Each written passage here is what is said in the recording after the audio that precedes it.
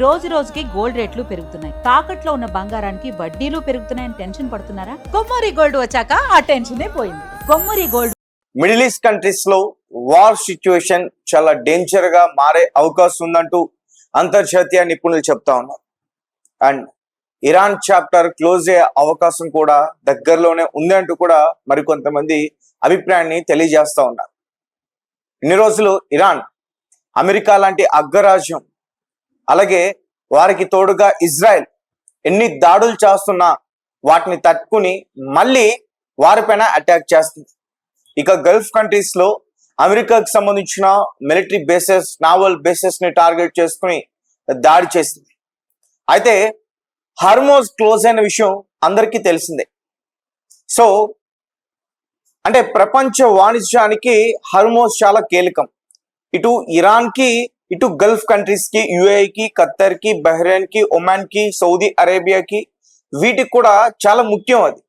So అక్కడి నుంచి ప్రపంచానికి 20 నుంచి 25% వాణిజ్యం నడుస్తూ ఉంది ఈ చమురుకు సంబంధించి. సో దీంతో ఈ ఘర్షణల వల్ల దానికి బ్రేక్ పడింది. అసలు ఇరాన్ ఆర్థికంగా ఎక్కువగా ఆధారపడి ఉన్నది ఈ చమురు రవాణాకు సంబంధించే. ఇరాన్ లో చమురు నిల్వలు ఎక్కువగా ఉన్నాయి. అహ్వజ్, తర్వాత మారూన్, అగాజారి అండ్ వీటితో పాటు న్యాచురల్ గ్యాస్. సో ఎక్కువగా దీనిపైనే ఆధారపడి ఉంది ఇరాన్. సో అట్లాంటిది ఈ హార్మోజ్ క్లోజ్ అయిపోవడం వల్ల ఆర్థికంగా ఖచ్చితంగా చాలా నష్టాలు చూడాల్సి వస్తుంది. కానీ ఇటువంటి నష్టాలని చూడకుండా కేవలం వారి సైనికుల్ని కోల్పోతూ ఇంకొక పక్క దాడి చేస్తుంది. సో దానికి ఎవరు సపోర్ట్ గా ఉన్నారు అనేది అందరికీ తెలిసింది. రష్యా, చైనా, వీటి సపోర్ట్ ఇరాన్ కి ఉంది అనేది అమెరికా ఆరోపించడం కాదు, అది నిజం.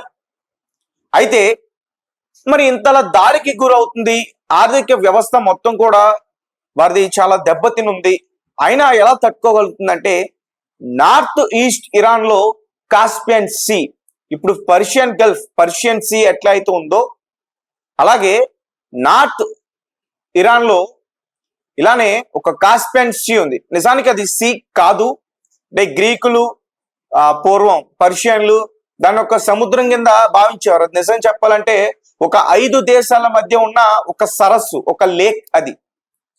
సో అక్కడి నుంచి రష్యాకి వాణిజ్యాన్ని నడుపుతుంది ఇరాన్.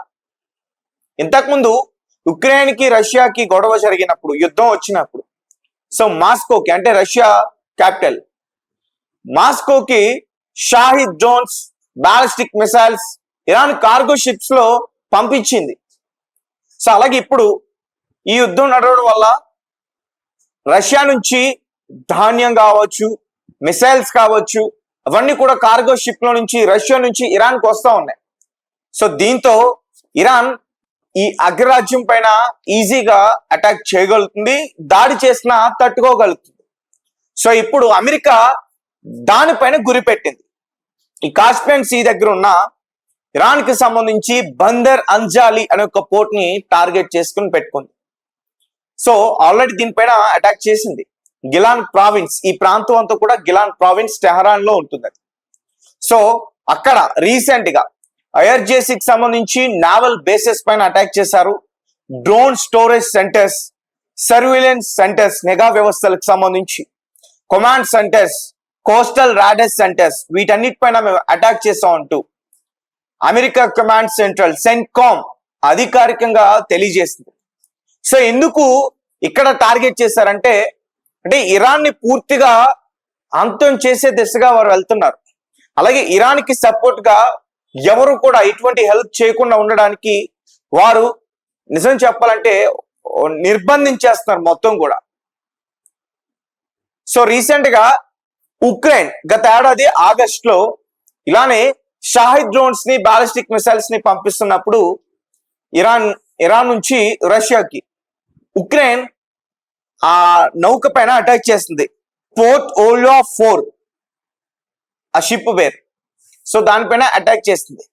అలాగే ఇప్పుడు ఇరాన్ కి రష్యా నుంచి మిసైల్స్ కావచ్చు, లేదంటే ఇంకా చాలా వరకు హెల్ప్ అవుతుంది, ఆయుధాలని సప్లై చేస్తుంది అనేది ఉక్రెయిన్ ఆరోపిస్తుంది.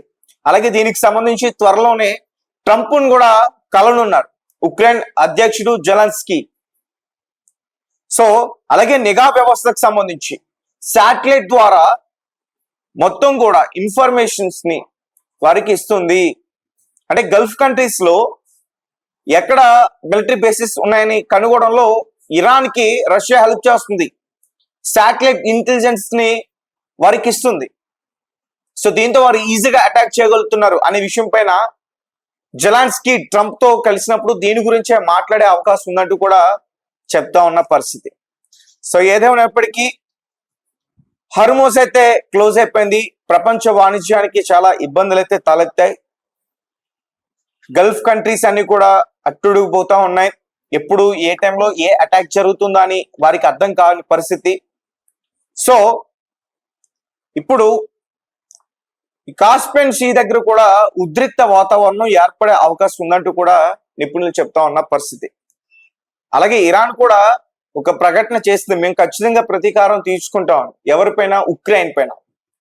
సో అంటే ప్రాంతీయ యుద్ధానికి దారి తీసే అవకాశం ఉంది అంటూ కూడా చెప్తా ఉన్నారు. ఆల్రెడీ ఇరాన్ సౌత్ ఇరాన్ దగ్గర ఎటువంటి యుద్ధ వాతావరణం ఉందో తెలుసు. ఇప్పుడు నార్త్ సైడ్ కూడా ఎటువంటి యుద్ధ వాతావరణం కనుక ఇరాన్ సృష్టించుకుంటే ఖచ్చితంగా అది ఇరాన్కే ముప్పు. సో చూద్దాం. అమెరికా అయితే మాత్రం దాడి చేస్తా ఉంది. రీసెంట్ గా బందర్ అంజాలి పోర్ట్ ని టార్గెట్ చేసినట్లుగా తెలుస్తుంది. అలాగే గిలాన్ ప్రావిన్స్ ఆ ప్రాంతంలో ఉన్న ముఖ్యమైన ఈ డ్రోన్ ఏదైతే స్టోరేజ్ సెంటర్స్ ఉంటాయో వాటిని టార్గెట్ చేసి వాటి పైన అటాక్ చేస్తున్నారు. నాకు తెలుసా అక్కడ ఎక్కువగా షాహిద్ డ్రోన్స్ ఉన్నాయేమో అని నాకు అనిపిస్తూ ఉంది.